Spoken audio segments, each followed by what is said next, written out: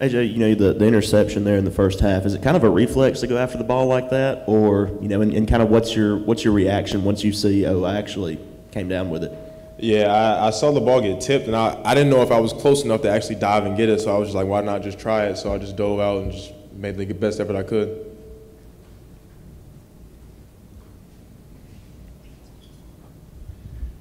Good defensively, good first quarter, good fourth quarter, but from y'all's perspective, what did you kind of see in that second, third quarter that allowed Auburn to kind of get going?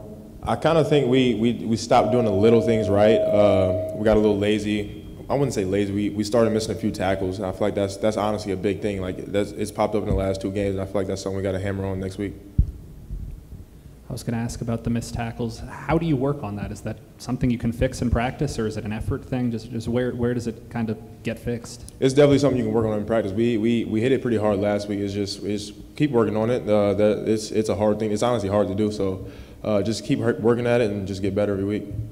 When you're playing in a game where they're going to run the ball 50, 60 times, was that kind of what you expected game plan wise, or did it kind of catch you guys off guard how much they were playing downhill? I mean, I figured because that's what they've done since I've been here. It's always been the heavy run games when we play them, so I kind of expected it. I mean, just kind of scouting Robbie Ashford going into this week, I mean, just what was that process like? And, just with some of the things that y'all saw on film, with some of the things he did today, was it just kind of the same things, or? I mean, he did a pretty good job today, creating plays with his legs. That's something we really haven't seen too much of this year. He did a really good job keeping his eyes downfield when he scrambled and stuff. That created some big plays for him.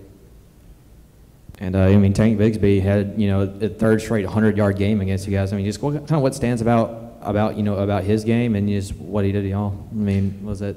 I mean, he's a really good back. It's tough. I mean, I feel like we kind of hurt ourselves, honestly, with some fits and stuff. So that 100-yard game shouldn't have happened, honestly.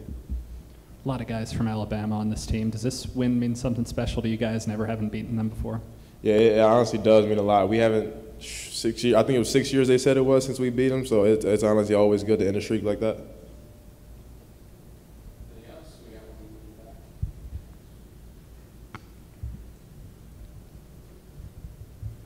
Back to the interception, when it was being reviewed, was there any doubt in your mind that it would get overturned or get reversed? No, I knew I got the one hand under it, so I was pretty confident about it.